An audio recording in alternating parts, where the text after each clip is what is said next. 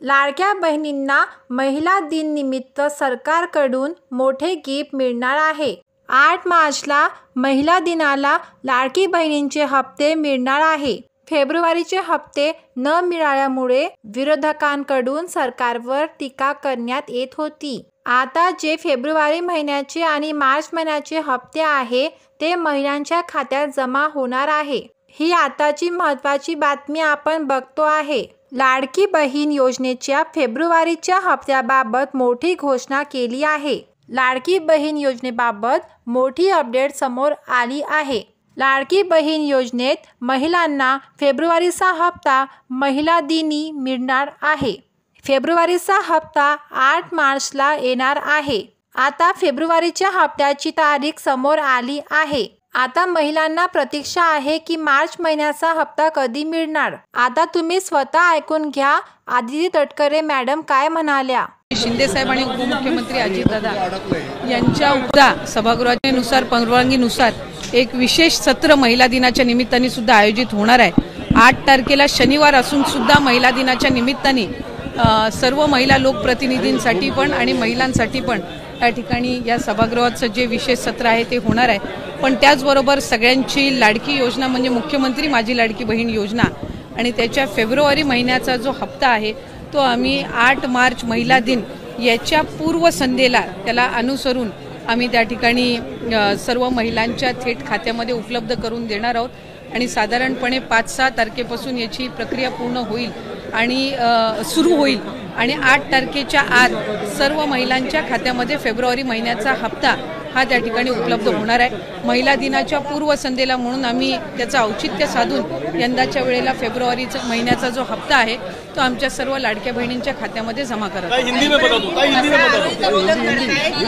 डिसेंबर पर्यंत 80 लाख महिला ज्या आहेत ते या योजनेत वगळल्या जातील। कधी नाही, विरोधक हे सुरुवातीपासून आरोप करतच आलेले आहेत। आम्ही साधारणपणे जवळपास 2.5 कोटी महिलांपर्यंत आम्ही पोहोचू शकलेलो आहोत। गेल्या महिन्यामध्ये सुद्धा जवळपास 2 कोटी 35 लक्ष 2 कोटी 40 लक्ष इतक्या सुमारेस महिलांच्या पर्यंत लाभ हा पोहोचलेला आहे।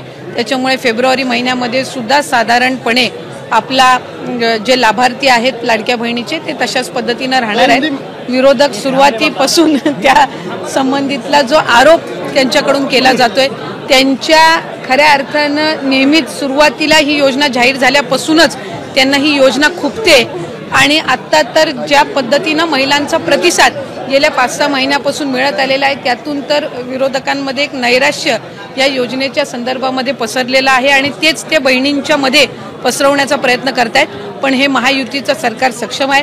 आदरणीय मुख्यमंत्री देवेंद्रजी फडणवीस साहेब, उपमुख्यमंत्री एकनाथजी शिंदे साहेब आणि उपमुख्यमंत्री अजितदादा यांच्या नेतृत्वाखालचं असणारे महायुतीचं सरकार हे लाडकी बहीण योजना अशाच पद्धतीनं पुढे सुद्धा सक्षमपणे कार्यरत आणि यशस्वीरित्या आम्ही चालू ठेवणार।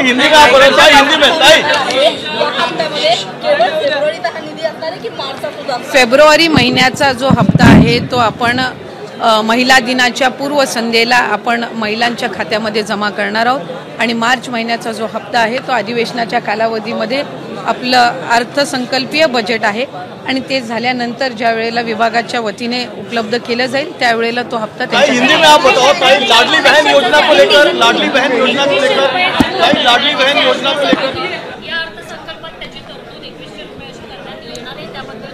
नाही, साधारणपणे त्या संदर्भातला योग्य तो निर्णय राज्याचे मुख्यमंत्री आणि दोन्ही उपमुख्यमंत्री घेतील।